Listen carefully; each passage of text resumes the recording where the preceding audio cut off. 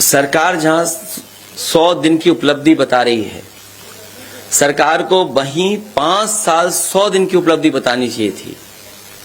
और सबसे बड़ी उपलब्धि की पोल तो तब खुल गई जब उनके डिप्टी सीएम लखनऊ छोड़ करके गए और जब वापस आए तो उन्हें पता लगा कि उनसे बिना पूछे ही ट्रांसफर हो गए। 100 दिन की यही उपलब्धि है। और ये वो डिप्टी सीएम है जिन्होंने सबसे ज्यादा छापा मारे।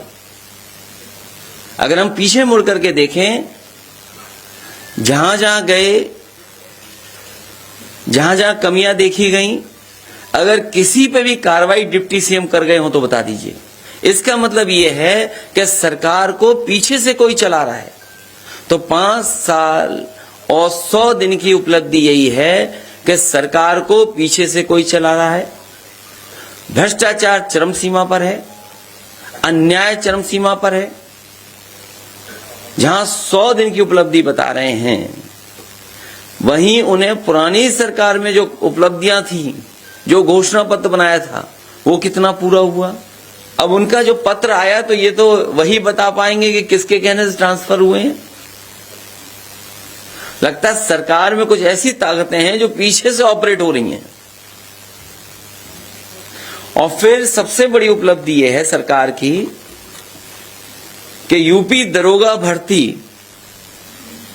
इतने बड़े पैमाने पे जिसमें धांधली हुई हो,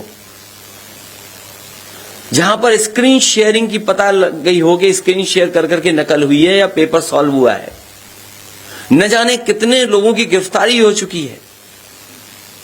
जो जेल में थे वो भी भर्ती हो गए। तो ये 100 दिन की उपलब्धि माने कि हम 5 साल 100 दिन की उपलब्धि माने। 100 दिन में तो न जाने कितनी नौकरी देने और रोजगार देने की बात थी। सवाल नौकरी मिलेगी कि नहीं मिलेगी, या इसी तरह धांधली या पेपर लीक में नौकरियां चली जाएंगी।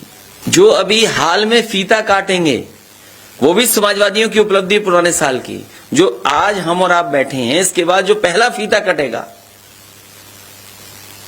सुना है लखनऊ में मॉल का उद्घाटन होने जा रहा है, लुलु मॉल का। जाइए और पूछिए सरकार के लोगों से कि लुलु मॉल किसकी उपलब्धि है। जो मुख्यमंत्री शपथ लेने के लिए समाजवादियों के स्टेडियम को ही जाना पसंद करते हो, उन पर कौन सी उपलब्धि है।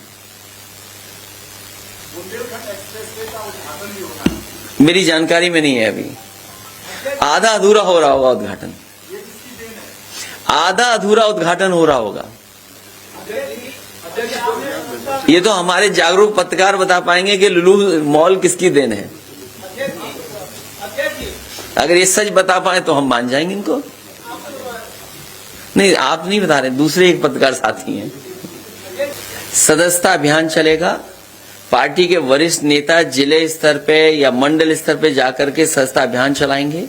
कितने सदस्य बने हैं ये बाद में जानकारी हम आपको दे देंगे कि इतने सदस्य बने। और आज के समय पर जो टेक्नोलॉजी है, चाहे आपको ऑनलाइन रजिस्टर कराने का या सदस्य बनने का मौका मिले, ऐप के माध्यम से मौका मिले, तो सब एक जगह पूरा डेटा इकट्ठा कर करके आपको जानकारी दे देंगे कि कितने सदस्य बने हैं और किस एज के सदस्य बने हैं।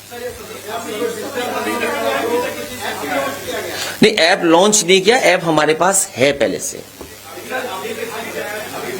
ऐप को बनाना या ऐप के साथ जोड़ना कोई बहुत बड़ी चीज नहीं है, इसलिए मैंने ठीक नहीं समझा कि ऐप को लॉन्च कर दें। कहो तो अभी ऐप डिस्प्ले कर दूं मैं।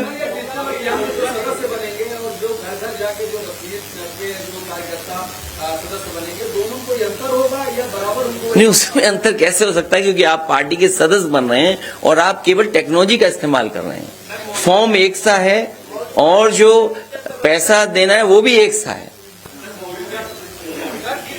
मौजूदा संख्या अभी हमारे जानकारी में नहीं है, पूरा हम डेटा आपको दे देंगे। क्योंकि पिछली बार जो सदस्यता का चला था अभियान, उसमें बहुत सारे सदस्य हमारे, क्योंकि डिजिटली हमने नहीं किया था, केवल गिनती कर करके रख लिया था। इस बार पूरा डिजिटलाइज कर करके आपको डेटा दे देंगे। इसलिए मैंने कहा कि अगर आप ये भी जानना चाहोगे कि किस एज ग्रुप का बना, तो कोशिश करेंगे वो भी आपको बता दें।